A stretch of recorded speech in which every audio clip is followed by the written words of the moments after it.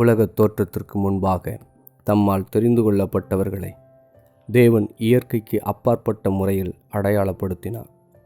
இஸ்ரவேல் ஜனங்கள் விடுதலையாவதற்கும் தாம் தெரிந்து கொண்ட மோசேயை ஜனங்களுக்கு முன்பாக அடையாளப்படுத்தவும் தேவன் செங்கடலை இரண்டாக பிளந்தார். இந்த செங்கடல் ஆப்பிரிக்காவுக்கும் ஆசியாவுக்கும் இடையில் இந்திய பெருங்கடலின் நுழைவாயிலில் அமைந்துள்ளது. செங்கடலின் மொத்த பரப்பு ஏறத்தாழ 1,74,000 சதுர மைல்களாகும்.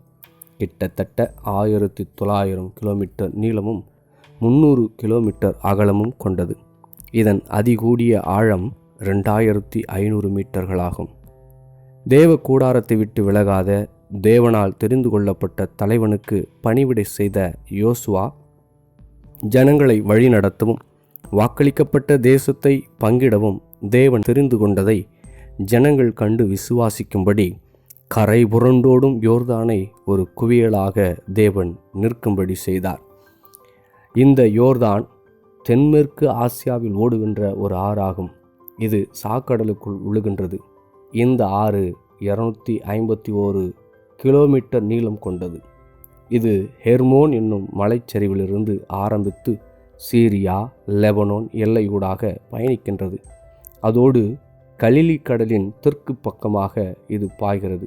1312 அடி கடல் மட்டத்திற்கு கீழுள்ள சாக்கடலுக்குள் இது விடுகின்றது.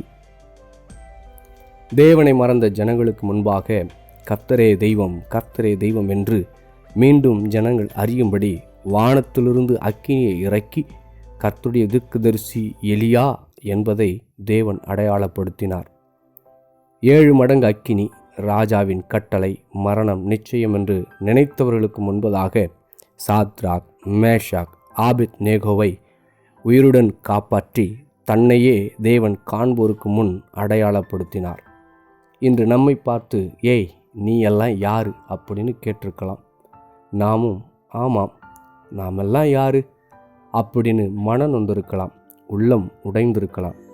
நம்முடைய வாழ்க்கை எதை நோக்கி போகுதுன்னு கேள்விக்குறியோடும் யாராயிலும் உதவி செய்தால் நல்லா இருக்கும், வாழ்க்கையில் நாமும் ஜெயிச்சு காட்டலாம்னு நினச்சிருக்கலாம்.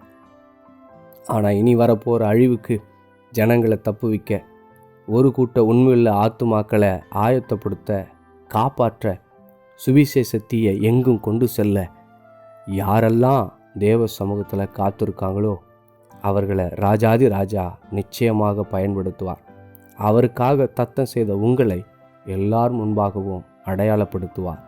God bless you.